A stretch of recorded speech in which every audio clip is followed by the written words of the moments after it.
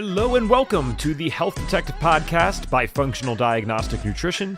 We bring you interviews from people who have conquered the trickiest of health challenges using the Functional Diagnostic Nutrition philosophy and similar healing modalities. You're going to hear from experts who have been through the ringer with their health issues and yet managed to come out on the other side. You can always visit us at functionaldiagnosticnutrition.com, but for now, here is today's episode. All right, hello, my friend, and welcome back to another episode of the Health Detective Podcast by Functional Diagnostic Nutrition. My name is Evan Transu, aka Detective Ev, and I will be your host for today's show, episode number 465 of the Health Detective Podcast. We are moving right along here, and guys, we're not going to have a ton of podcasts outside of these few that we've had this week in November. Just wanted to remind you or tell you for the first time, if you haven't heard yet, we are in the midst of a 3-week series of events here at FDN. It is for our longest and actually largest Black Friday sale ever. We have never done something quite like this before. We were all joking on the lives earlier. I don't know if you guys remember this time. It doesn't seem like it was that long ago, but I'm not sure what shifted. Do you guys all remember when Black Friday was like a day, maybe 2 days, and that was it? That was the whole point, is that it was a 1 or 2 day sale tops.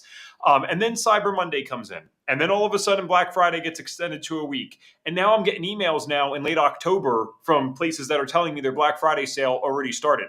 So we decided that FDN, if you can't beat them, join them. And it does make it a lot more fun for the consumer. I think they have more time to think about things and make an informed decision. So our Black Friday sale here at FDN actually started November 10th, and it will be going up until December 1st. This is everywhere on the website, automatically applied at discount. Don't need a special code or anything like that.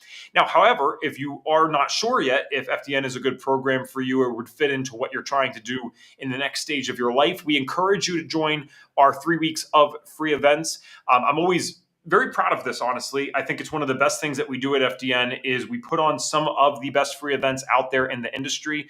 And I was just on with the founder, Reed Davis, this morning. We had a great session together, lots of questions from the audience.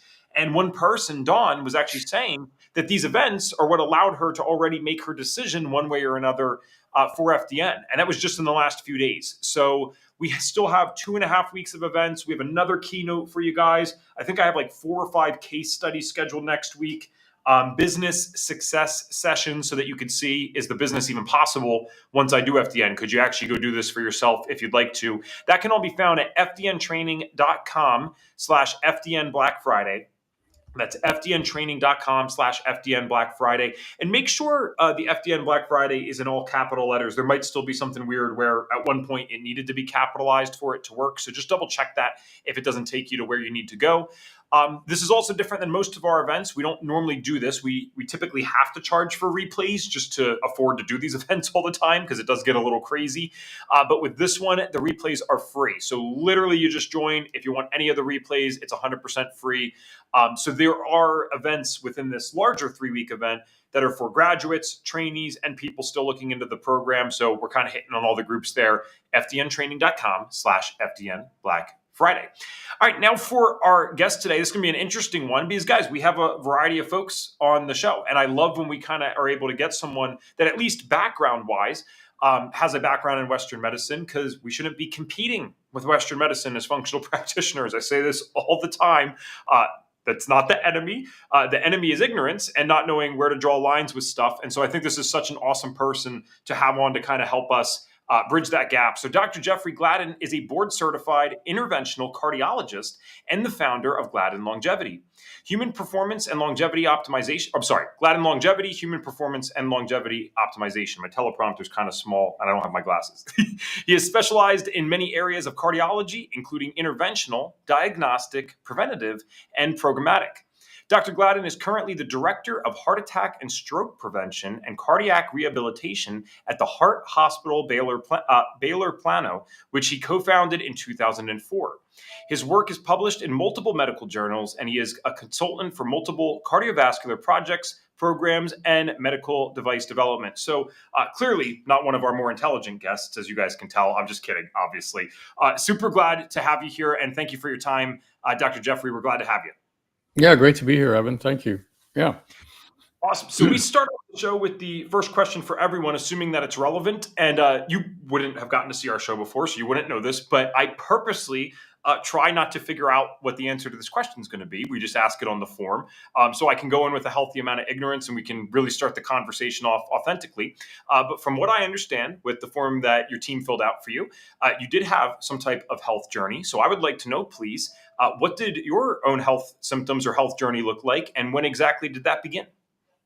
Yeah, no, it's a great question. Hearing you read about things that I was previously involved in, that was actually almost a couple decades now that I was doing some of those things, right? So my journey really started back in the 2000s, and I was in my 50s. I was in the middle of my interventional work. I had built my own heart group, and I had 10 offices, and we flew around in a little plane, and I was starting cath labs and co-founding the heart hospital, involved with medical device companies. I still sit on the board of one. Um, but what happened was I was getting sick. I was exhausted all the time. Like, not the kind of exhaustion where if you got a good night's sleep or a couple good nights' sleeps, you'd feel better. It was just like you never felt really rested. And then I was actually putting on weight. So more weight around the middle, was losing strength and muscle mass. And I was also finding that if I was stressed, it would lead to anxiety, which would lead to depression.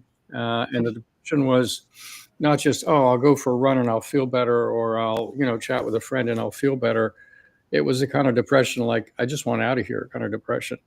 So it was significant. And then my father eventually died with dementia, and so I knew that he was starting to struggle with that. This was back in my 50s, and I was born in 1954. I'll let the audience do the math. But so anyway, I knew he was struggling with dementia, and I was developing brain fog. So obviously, I'm concerned about all this, right? I got a lot of things going on. Young family, lots of projects. And I go in and I'm tested by one of my colleagues, and they do the routine battery of testing that's done in allopathic medicine, which, as we all understand on this podcast, is really completely inadequate. But nonetheless, that's what was done. And what I was told was, hey, everything checks out normal for your age. You're just getting older. Why don't you take an antidepressant?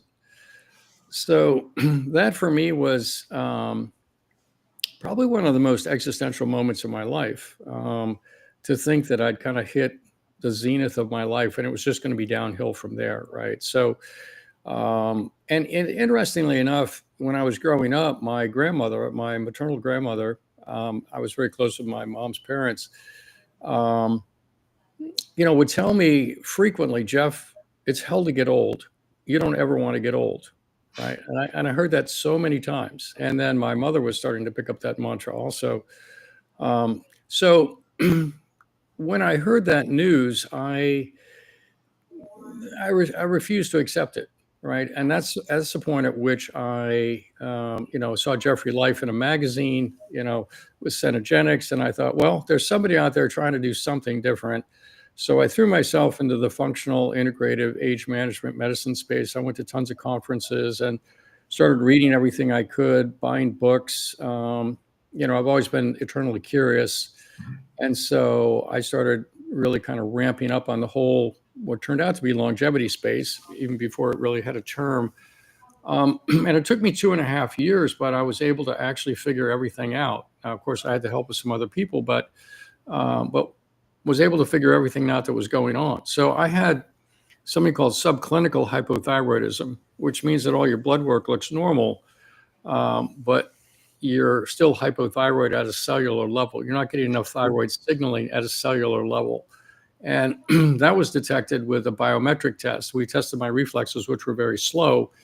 We now test it in the office with the resting metabolic rate, which is kind of the gold standard test. And I will tell you, we find many, many people with thyroid issues that are on thyroid replacement who are not being adequately treated in one direction or the other. The resting metabolic rate is a great way to sort a piece of that out. The other thing that we figured out was that genetically, I don't convert inactive thyroid to active thyroid in my brain efficiently. It's called a DIO2 SNP mutation.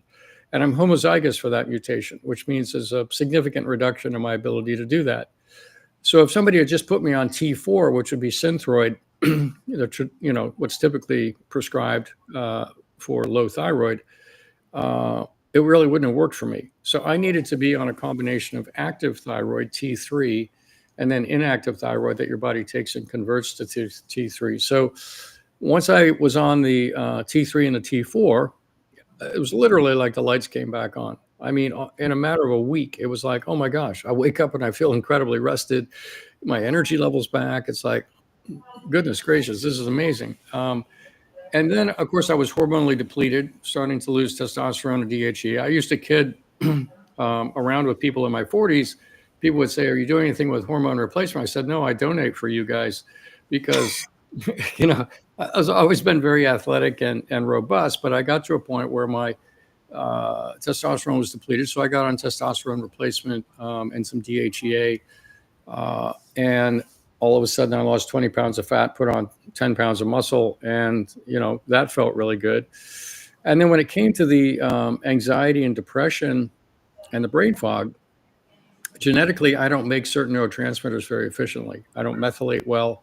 I have several methylation genes that are outside the MTHFR gene that require some very specific supplements to get them to activate folinic acid for one with an MTHGF1 gene, and then the MTHFR. I have both of those, and then a couple of other things going on.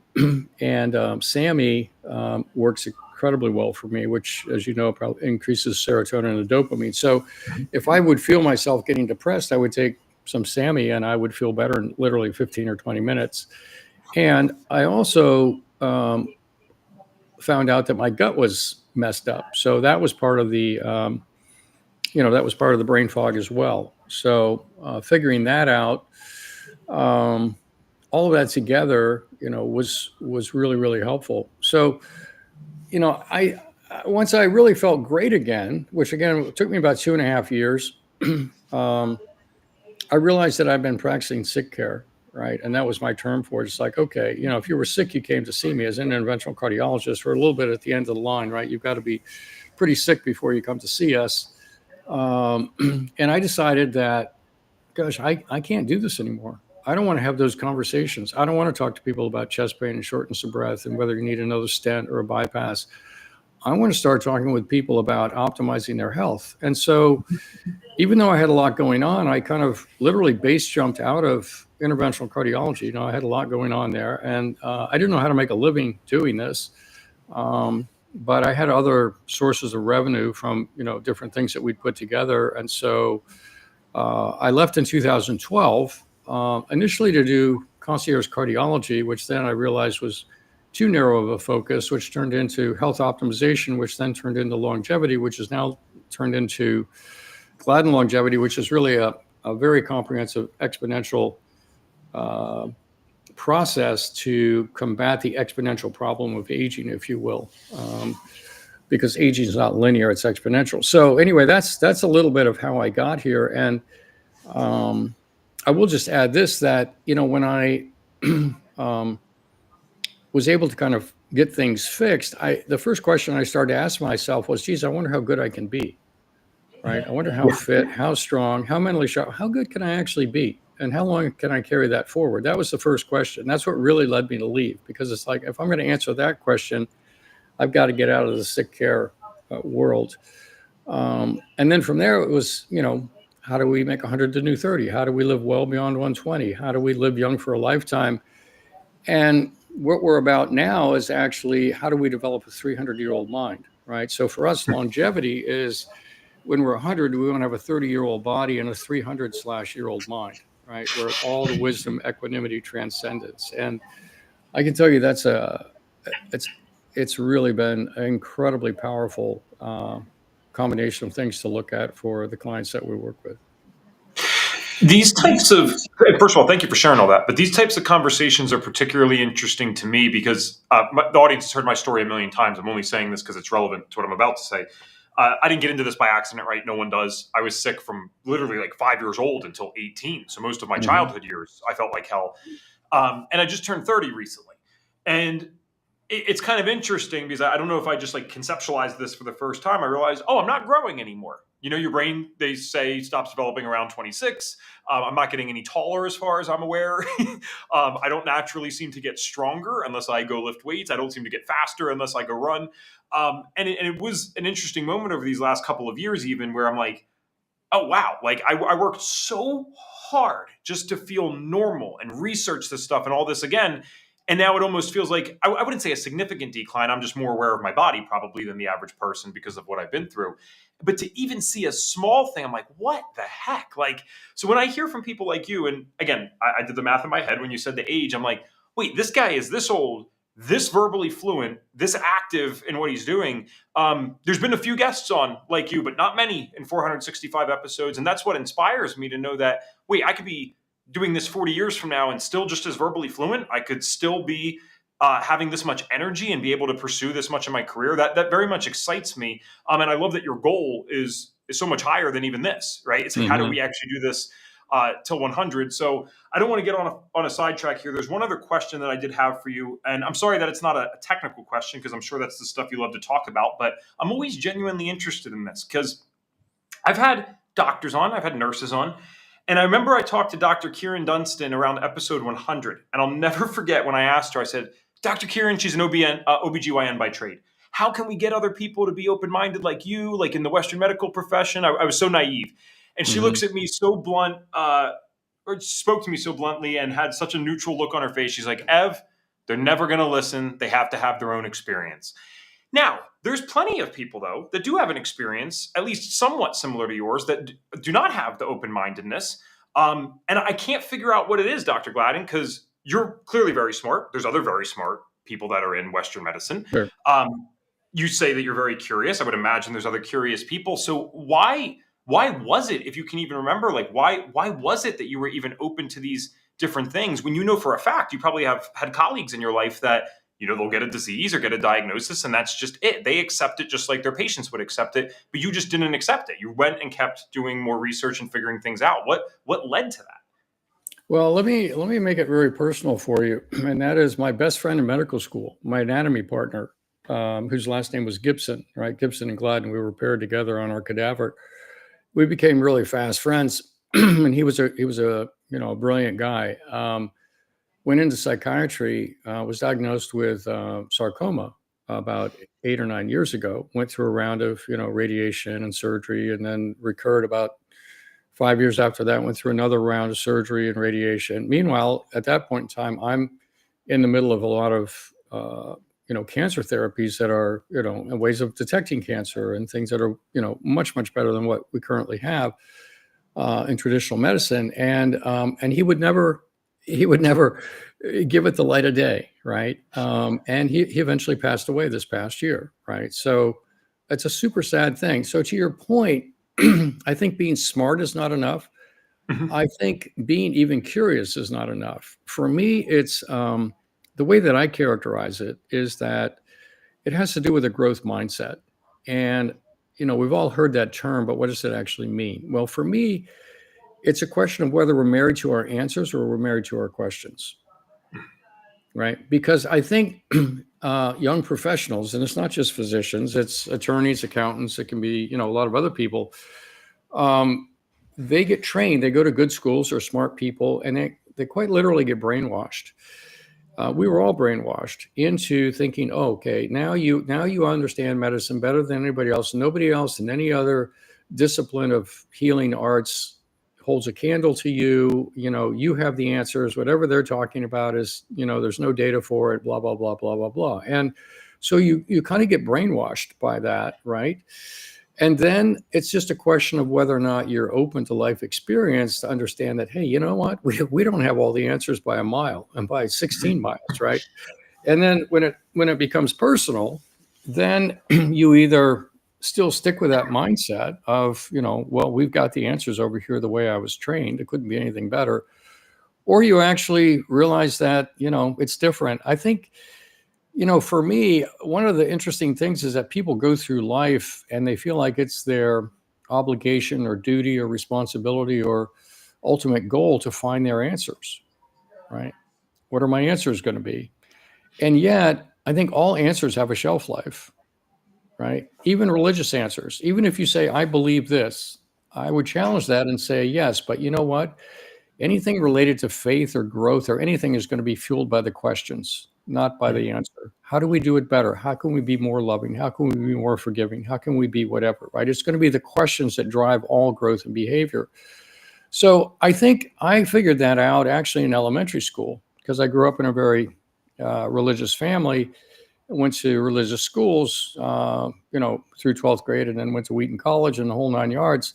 But I started to question the dogma, right? It's like, really? We're right and they're wrong. Does that really make sense, right? And so I think somehow it's a little bit of curiosity coupled with a little bit of reality, coupled by, if you're listening to this, ask yourself, what answers am I married to? And is that actually serving me? Or what questions do I want to be married to that will actually serve me better?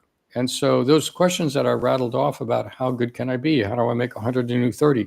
In our practice, we wake up to those questions every single day. And we literally have thousands of answers, either diagnostic or therapeutic. Almost anything you can name, we have here, or we have access to it. And we're not married to a single one. We're not married to a single answer.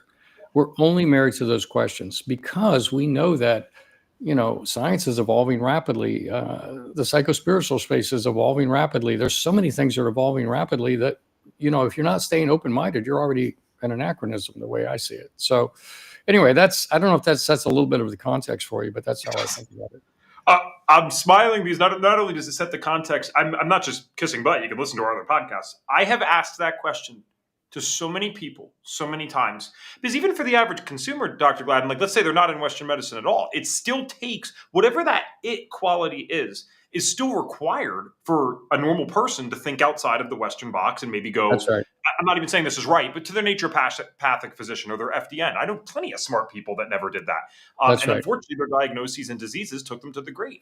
And That's that right. is easily, it might be the only answer because I don't know that anyone has ever actually answered it directly, but it's certainly the best answer. So thank you. 465 episodes, 5 years, all it took me. And I got someone to answer that. Well, there you go. You should have asked earlier.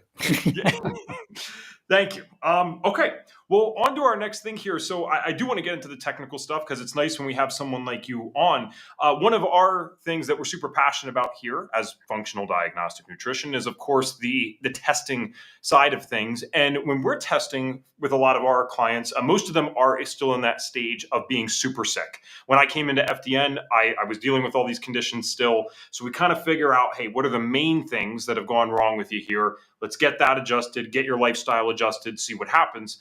And thank God for me, that ended up being the result ended up being someone who doesn't have any diagnoses anymore. I would not meet the diagnostic criteria for any of the conditions I once had, which Beautiful. is about as good as I can ask for. Yeah. But this next phase and stage for me is the longevity side. So I'm very curious with the things that you've created in your business, what are the diagnostics that you use and the labs or tools that you're most interested in for supporting people in terms of longevity? Yeah, let me answer that question. Let me also take a step back to sort of set the stage for answering that question. And that is, I think it's really important for the audience to actually know what the target is, right? So if you're sick, the target is to be well, right? If you're well, what's the target then, right? It becomes this concept of longevity, right? But what is that exactly? Does that mean that I'm going to age gracefully, that I'm going to try to stay 30, that I'm, what does it actually mean? And what does it actually, how do I actually not only make that real, but what's the net impact of that on my life, right? So the way that we think about it is that it's important for people to understand that aging is an exponential process. It's not a linear process. And to your point about feeling some changes in your body, youth is over at age 25. And yes, the brain is fully developed at 26, but youth is over at 25. They won't take plasma from someone older than 25 and consider it young plasma, right? So youth is over at 25, probably a little sooner, but let's say 25. And then from there on, it's important to understand that aging is actually asymmetric, meaning that you can race ahead in the aging process and you can recover youthfulness also, right? If a woman gets pregnant, she ages more rapidly during the pregnancy. Post-pregnancy, postpartum, she will regain youth more quickly, right? You get COVID, you age more rapidly. You get over COVID, you get younger again. So aging is forward and backward, but it's also exponential. People age so much more between 60 and 70, 70 and 80 than they do between 20 and 30 and 30 and 40, right? And we know this, we see this, you see it all around you. You know, your grandparents did that, right? And yet, when we ask ourselves, what am I going to be like in 20 years? If you're listening to this, what are you going to be like in 20 years? Very difficult to feel like you're going to be any different than you are today. So you're in an exponential game that you have a hard time relating to, and we tend to relate to it chronologically, which means it's linear, right? Every year it's another birthday, so that's just chronological. So when you understand that you're in an exponential game, then it's like, oh, okay. If it's an exponential game, then I guess I need an exponential strategy, right? And the tragedy of life is that while aging is exponential, our ability to have impact and our opportunity for impact also increases exponentially as we go through life, right? Every decade, and you're fairly young in your journey here, but every decade, you'll find that you have more impact and opportunity for impact than in the decade prior. And the tragedy of life is that when those two lines cross, aging, health declines exponentially, your impact goes up exponentially. When those lines cross, you can carry on for a period of time, but then impact and opportunity crater down, and now people come visit you in a nursing home because they still care, right? And that is the tragedy of life. That's the tragedy of having a linear response to an exponential problem. So important to have an exponential response for an exponential problem. And I have to say, I'll go on your show and say this: eating better, exercising, sleeping better, getting a wearable, learning to meditate, all important, all critical. It's not enough. It's not an exponential response to an exponential problem. It can get us healthy again. It's a great step. You can't get there without it. Super important. It's simply not enough, right? And so the way that we look at it is that, if we're exponentially having more impact and opportunity every decade, what if we could stay 30 for the rest of our lives, or 25 or 22 or whatever age you want to pick? What if you could stay that for the rest of your life? That exponential curve keeps going up then. It no longer gets cut off by the other being bisected by exponential decline, right? So now it just keeps going up. The return on investment for the time, energy, and resources that you put in to maintaining your physiologic youthfulness is paid back 10,000-fold. 10,000-fold, right? So there is no better investment that you can make than to actually pay attention and work on an exponential strategy, right? That's how we think about it. And the other thing about it is that it enables us as humans to really kind of level up. In other words, nobody on the planet has ever had a 30-year-old body and a 300-year-old mind, right? And what I mean by that is not only, the wisdom, the equanimity, the transcendence, the perspective of a 300-year-old mind, right?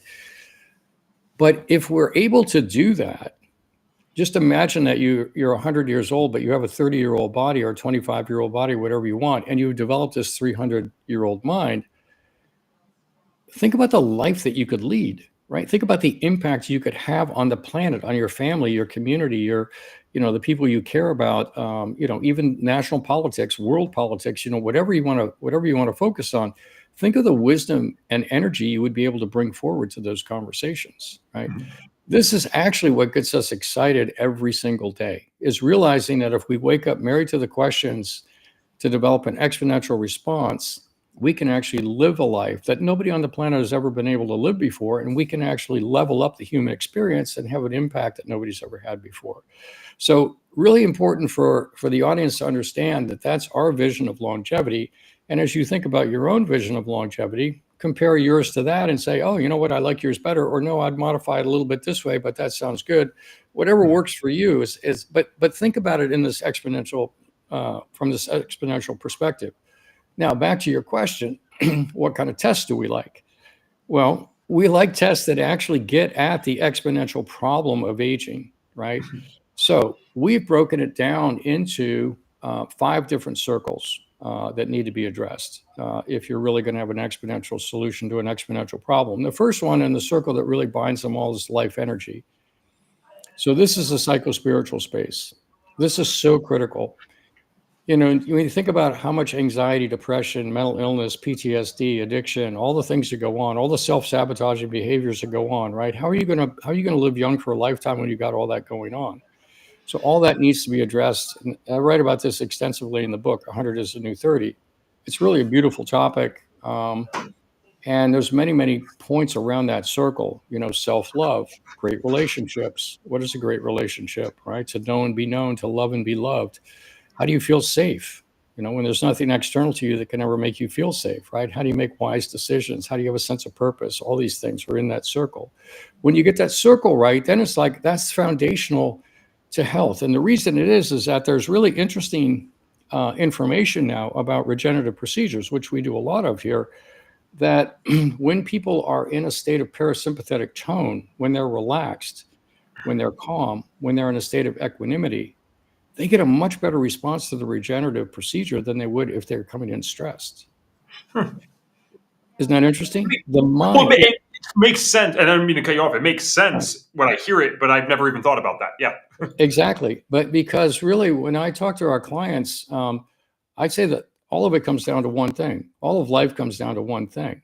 And they always look at me askance, like, really? One thing? I'd say, yeah, one thing. It's optimizing our nervous system. How we think, what we believe is true, what we think is possible, the stories that we tell ourselves, what we're living in reaction to, our cognitive ability, how we move through space. It all comes down to that, right? And so the psychospiritual space, this life energy circle, is really paramount and fundamental to having great health and longevity, right? How many stress-induced illnesses are there, right? 1 million. So super important. The next circle is actually longevity itself, which is looking at the hallmarks of aging. These are biological processes that are actually driving the aging process. And these are separate from health issues. They are things like shortening telomeres, mitochondrial dysfunction, senescent cell burden building up, excess inflammation, an abnormal gut biome is now part of it. But there are these, messenger RNA splicing dysregulation, all these things that you haven't maybe heard about before, but they are underlying biological processes that are driving the aging process.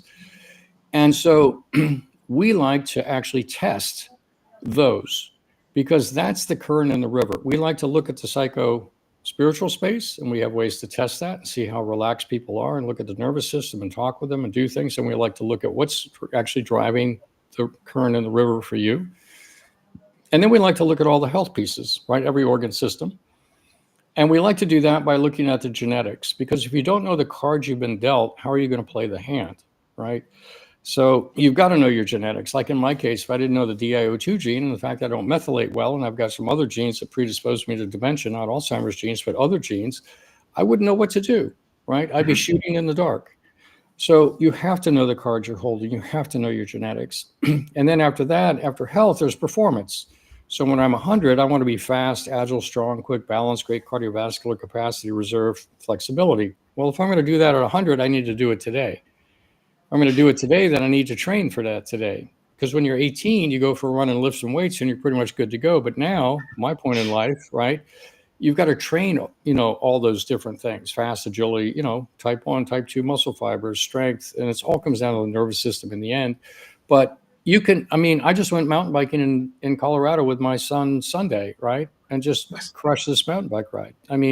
That's what I want to do, right? And so that's what I want all your listeners to do. I want them to actually have an exponential response to aging so they can do anything they want in their 70s or 80s, 90s, whatever they want to do.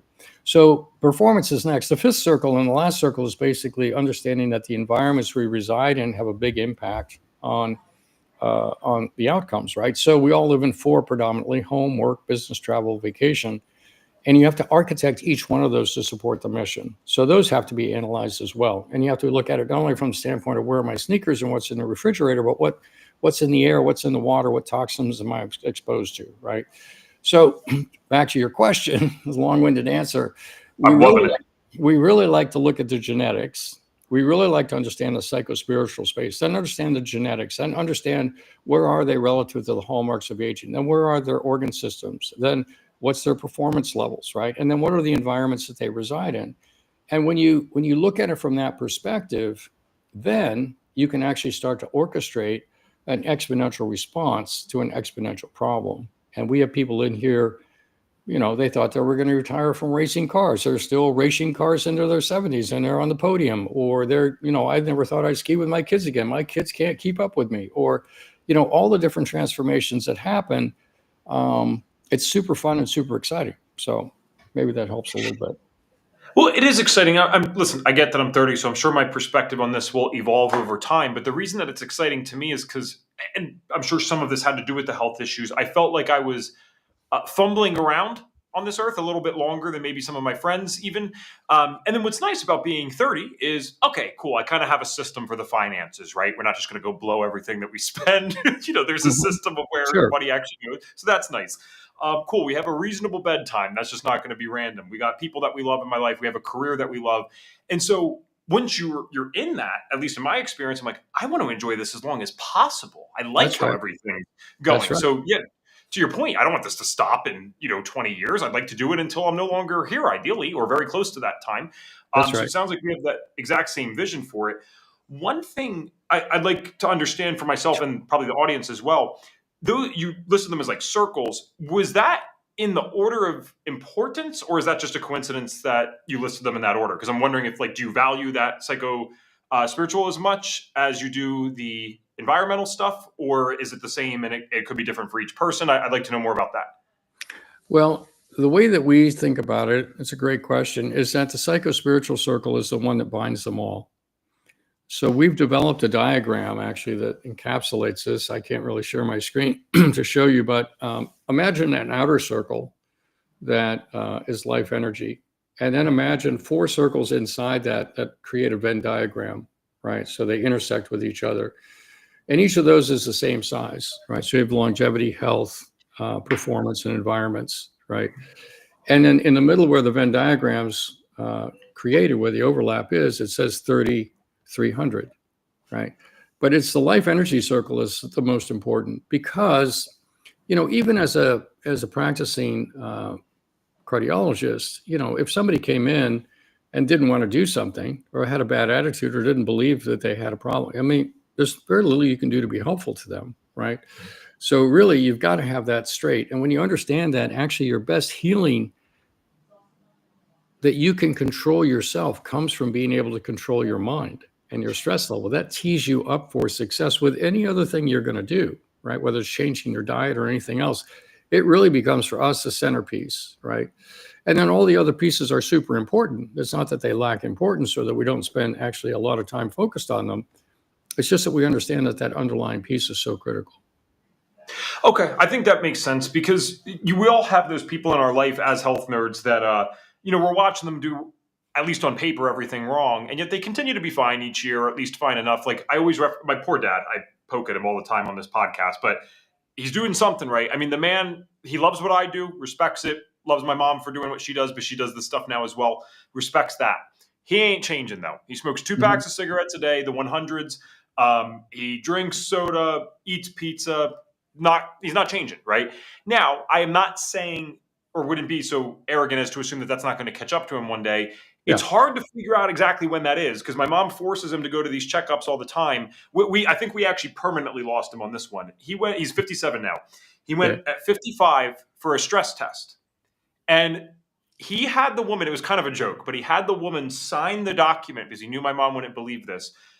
That foolish person at that stress test told my dad he had the heart of a 25-year-old. And I'm like, we sent him there to get checked to look out. And I think all we did is give him a ticket as an excuse to go smoke for the rest of his life because he's like, screw you guys. But all of this is to say, my dad loves his family. He is happy when we're all happy. And thank God we're all doing very well right now and have been for years. And he doesn't care about the other stuff. He's not even thinking. If I was smoking a cigarette, I'd be worried about every single one, and I'd be making it worse by stressing it out. He's just like, whatever. I'd smoke in my sleep if I could. That's an actual line that he's given me. Now, again, I'm not advocating for any of that, but it is I can see many anecdotal things in my life where people that are just chiller and don't care about some of the stuff as much, not to say they're careless, but they're not allowing all this stress to build up in them. There seems to be something to that. Now, this is a very FDN question, but I have to ask it. Is there a way that the average person can measure this? Because I understand some things are a little bit more subjective, right? Do I love my wife? Does my wife love me? Okay, that's a little bit more subjective, but is there a way to tell if someone's actually getting and the average consumer can do this, is what I'm saying. I know that you could probably do it with expensive tests, but can the average consumer somehow tell if they're actually allowing themselves to get in a truly parasympathetic, relaxed state more often than not? How would they do that? Yeah, the easiest way to do that, and just to mention about your dad, Sure. the fact that he is enjoying life, right? It sounds to me like your dad enjoys life. He enjoys a cigarette, he enjoys a pizza, he enjoys a soda, he enjoys life, right? And God bless him, he's probably got some genetics that actually mitigate some of the toxins that he's taking in that other people might be affected by, right? And that's a genetic, quote unquote, gift to him on one hand. To your point, though, it probably will catch up with him in the end, right? So, we'll catch up to him in the end. Sorry, what was the rest of the question? It was. I was talking. No, that's okay. And I was talking about if there's a way to. Oh, a way to test. Yeah. So the way to measure. The way to test. So I was thinking about your dad. So the way to test, the easiest way to test is heart rate variability. Okay. Right. Almost everybody can measure heart rate variability now through their Apple Watch, a Whoop, an Oura Ring, or you can buy, a heart rate variability app on your phone, and you can, put your thumb on it or look at it. There's lots of different ways to measure heart rate variability. So the question is, what is heart rate variability? Well, when a beat occurs in the heart, it shows up on an EKG. It's a blip, right? And you see that beat. And then there's a time or a distance until the next beat. And then there's a time or a distance to the next beat. The difference between the time between beats or the distance between beats, if you're measuring it on a piece of paper, is heart rate variability. It's not the fact that your heart rate's 60 now and you climbed a flight of stairs and went to 80. That's not heart rate variability. That's a change in heart rate. Heart rate variability is impacted by respiration. When you breathe in, when you breathe out, it changes a little bit, right? And it turns out that when you have more parasympathetic nervous system tone, so let's define that for the audience. So autonomic nervous system is really kind of like the automatic nervous system that's functioning outside of your cognitive control. And it's basically running through the vagus nerve, which is very important for gut health and organ health. But it's bringing in two simultaneous signals, one that's a gas pedal of stress and one that's a brake pedal of rest and recovery, and that's parasympathetic. So heart rate variability is measuring the balance. In your car, you're either on the gas or the brake. In your body, you're on both pedals at the same time. It's just a question of to what degree. So it's a measure of the balance. Heart rate variability is a measure of the balance between those two. And when there's more parasympathetic tone, more rest, recovery, repair, the beats show up whenever they want to. It's a little sloppier, right? It's a little looser. Heart rate variability is greater, right? Mm-hmm. When a bear comes through the door, everybody's going to march right in time because there's an emergency. That's the sympathetic nervous system taking over, and everybody's going to march on time. So the variability goes down. So you can actually, if you have low heart rate variability, it's a sign of underlying stress in your system. If you have higher heart rate variability, it's a sign of more rest, recovery, relaxation. Now, there are other things that factor into this, but that's the simplest way to kind of get a handle. That's great, actually. It's obviously, I don't know if they can see it, but I have my Oura Ring on.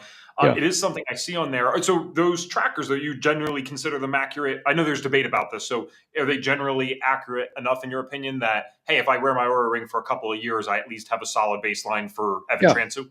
Yeah, it's a great question, right? So, the best is if you have a dedicated device with clips on your wrists or something over your heart directly where you can measure this, right? But I will say that the Garmin watch, the Oura Ring, the Whoop, even the Apple watch, things like that, they've gotten good enough to be clinically really useful. And when you see higher heart rate variabilities, you have higher heart rate variabilities. sleep quality will play a role in this. You can lower heart rate variability by two ways, right? One is physical stress. We ran a marathon yesterday, right? My heart rate variability is going to be low because that's a lot of physical stress. Or we were just in the middle of a, stressful situation, heart rate variability will be low, right? Or if you're chronically stressed, it'll tend to run low. And then what you want to do is you want to train yourself to run higher heart rate variability. So the way you do that is with cardio exercise, right? You can, like a marathon runner runs a slow pulse, right? That's because they have more parasympathetic nervous system tone. So you want to do cardio. The other thing you want to do is you can train the vagus nerve with a couple different things. You can gargle, you can sing, you can hum, you can gag yourself with a tongue depressor. All those things that stimulate the vagus nerve make it stronger. Or there are little stim devices you can use where you can hold it over the vagus nerve on the side of your neck, or a little pendant that lays in front of your heart. And you can stimulate the vagus nerve and get it to be stronger that way too. So the other way to improve it is with meditation. So meditation is another way to get there. And meditation's a little bit like riding a bike. There's a little bit of an entry point to it. Not everybody can just jump on a bike and ride it. Not everybody can just jump into meditation and do it, right? And yet, it is one of the most valuable things you can learn. Just like riding a bike becomes fun, being able to meditate and control your nervous system also becomes fun. And there are different tools out there also, lots of different devices out there. We happen to like one called Brain Tap that uses photobiomodulation and binaural beats, a little different frequency in each area that can take you right into a meditative state, like a theta state, an alpha state, even a gamma state for flow. So when you do that, you can not only bring your brain into a meditative state, which is in training it, if you will, but you can also train yourself to be able to do it when you don't have the device on, because you know what it feels like. Just like when you know what it feels like to ride a bike, you can jump on a bike 5 years later and just ride the bike, right? So it's a similar scenario. Yeah.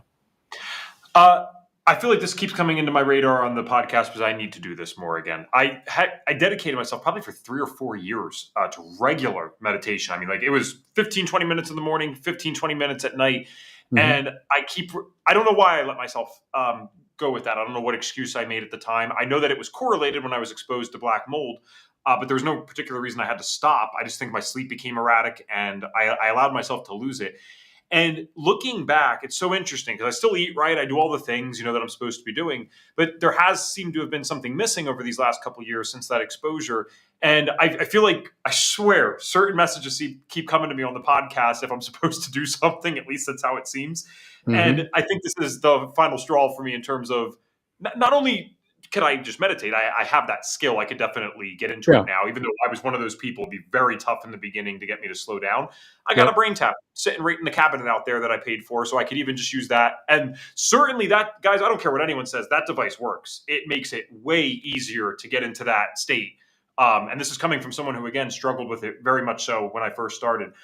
I cannot believe how much time we've already been talking.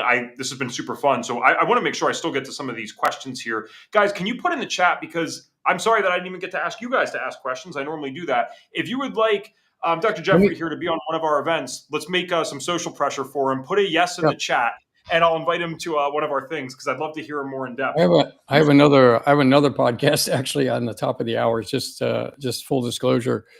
I will say this though about meditation. And that is that we tend to compartmentalize it. Like I'm going to do it for 15 minutes in the morning, 15 minutes in the evening. I will tell you what the actual goal is, however, because it's always good to know, what am I shooting for, right? Sure. The real goal is actually to learn to meditate so that you can go through your entire day in a meditative state.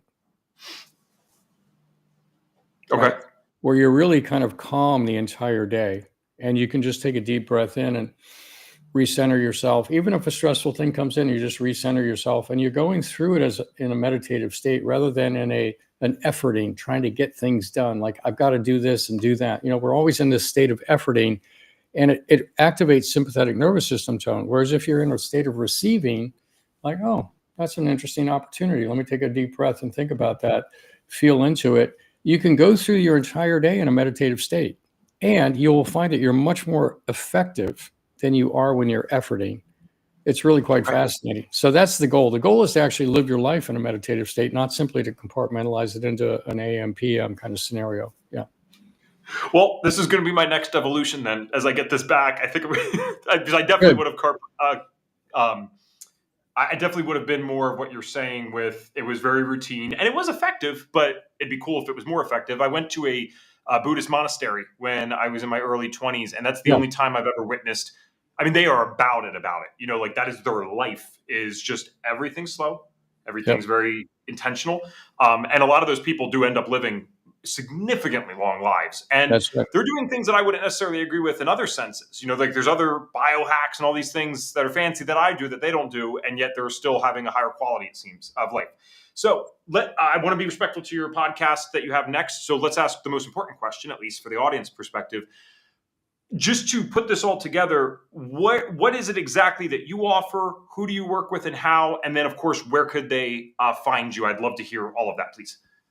Yeah. So we are, in many respects, we're kind of a boutique practice. We work with people that fly in from all over the U.S. I mean, we have a guy from California here, a guy from Puerto Rico today. We see people in Dallas as well. We're located in Dallas. We usually work with people 6 months to a year at a time.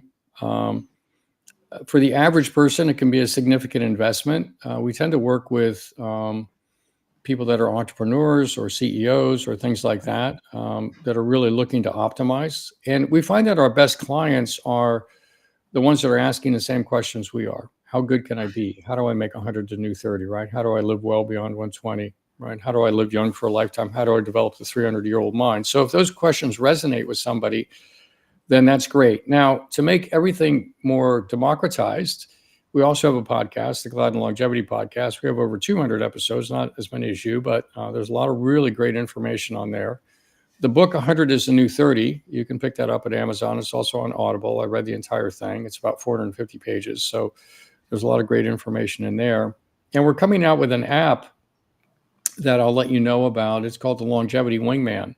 That's going to basically be a coaching app where people can sign up, load in their data, and a multi-agentic AI will help do health coaching. We can't practice medicine there, but we will be recommending different tests and supplements and things like that based on the individual. It'll be a custom fit to the individual. So it's meant to really take the friction out of what it takes to kind of, do what it is you're trying to do with regards to optimizing your health. So those are all ways. The Wingman is not out yet. We're about to go into build it into an MVP. All the background stuff has been built. But that should be out maybe early next year, so we can let you know about that. But those are ways that you can reach out. And if you want to reach out, if you're interested to work with us, if all this resonates with you, then you can reach out through gladdenlongevity.com. We can set up a call and walk through and build out a program for you. As I said, it's usually 6 months or a year, that kind of thing. So that's how we work. Awesome. And this will take 30 seconds, I promise. It's the signature question on the show. I have a guess of what this might be. But if we could give you a magic wand, you could wave it and you could get all of our viewers and listeners to just do one thing for their health. So you can get us all to start doing one thing or stop doing one thing. What is the one thing you get us to do? Well, that's a tough question because there's quite a few really pivotal pieces. I think one that we haven't mentioned, however, is, or that I'll reiterate, is that I think it's so important to claim an age. Right? Like never identify with your chronological age. Like my chronological age is just, it's a number out there, but I don't identify with it. And the reason that's so important is even at your point in life, never identify with your chronological age, because if you do, you're going to start telling yourself, yeah, well, I'm good for my age. Right? There's a lot. I mean, most people can't keep up with me, but you're already acquiescing to the aging process by saying that. Really what you want to do is pick an age, right? Pick 22, pick 18, pick whatever you want, and wake up that age every single day and reference everything off of that. Because if you don't feel 18, you don't feel 22, it's like, oh, what do I need to do to be 22? And now you're asking the right question. What do I need to do to be 22? And it's the questions that drive all progress, right? Once you acquiesce and say, yeah, but I'm good. Now that's your answer. And you never want to have that. You want to say, what do I need to do? So in my case, I've had some injuries. I've had some crashes, some other stuff where I've been hurt. And I've asked myself, Jesus, now the time I have to give up on being 27. And every single time I've doubled down on it. And every time I've gotten back to 27 or better. Right. So I can't begin to tell you how incredibly powerful this is. So I would encourage everybody to just write down the age that you want to be for the rest of your life and wake up that age every day, and learn to meditate. That would be a right there with it. So awesome answer. Thank you so much for your time today. Oh, my pleasure. Such a pleasure, Evan. And yeah.